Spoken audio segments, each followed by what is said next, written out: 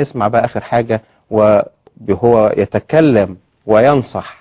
ينصح مين؟ بينصح الشيخ حازم صلاح أبو إسماعيل. شوفوا الدكتور توفيق عكاشة هينصح حازم صلاح أبو إسماعيل العملاق إزاي.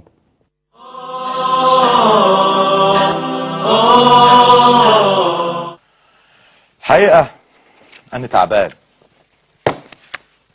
الأوضاع سيئة.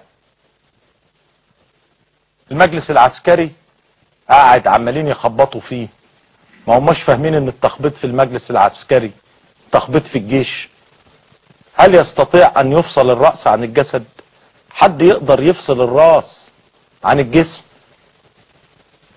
لو فصلت الرأس عن الجسم مات البني آدم. يقول لك اصل المجلس العسكري حاجة والجيش حاجة. يا عملاء يا اغبياء، يا اللي بتدوروا على الكراسي اللي تقعدوا عليها،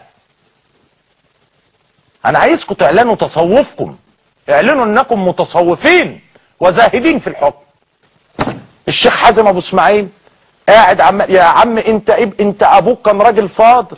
الشيخ صلاح ابو اسماعيل كان راجل فاضل، وكان بيجي عندنا البيت، وكان من الناس اللي الواحد بيقابلهم يبوس ايديهم. الشيخ صلاح ابو اسماعيل ما هو جارنا في سمنود، وكان قاعد ويجي يزورنا كله في الاعياد وفي المناسبات. ما ينفعش اللي انت بتعمله ده يا عم حازم. يا عم حازم دي مش سياسة. يا عم حازم ما تزعلش مني، والله انا بحب ابوك لان ابوك كان عندنا في البيت فانا بحبه، فما ينفعش ان انا اغلط. ولكن انا بقول لك يا عم حازم، انت مالكش في السياسة. انت السياسة محتاج يعني ما تزعلش مني، والله ده مش نقد. انا خايف عليك، انا خايف عليك وخايف على كل الاتباع اللي معاك لانهم اهلنا. يا عم انا في ناس قرايبي ولاد عم ابويا معاك يا عم حازم، وانا بقول الحقيقه اهو لانهم سلفيين من اللي بيقولوا احنا سلفيين، وكان ابوك صاحب ابوهم، فعلشان كده الناس معاك. فانا خايف عليهم، خايف على اولاد عمي وخايف على اهل بلدي وخايف على الناس دي كلها. اللي انت بتقوله وبتدعو اليه غلط يا عم، غلط والله غلط.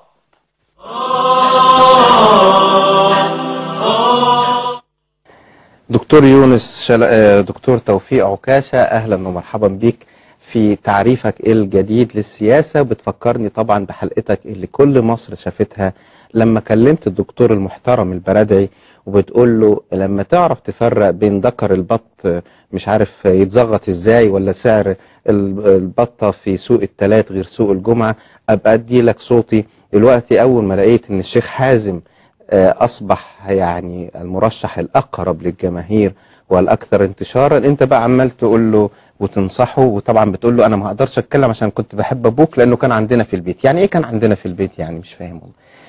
الله المستعان. يعني والله انا حبيت يعني ادخل السرور على مشاهدينا بان هم يضحكوا، ولكن برضو اخليهم يتنبهوا ويشوفوا فلول الحزب الوطني بيتكلموا ازاي وبيفكروا ازاي، وهيبقى مصيرنا ازاي لما نختار فلول الحزب الوطني مرة اخرى مرشحين في البرلمان.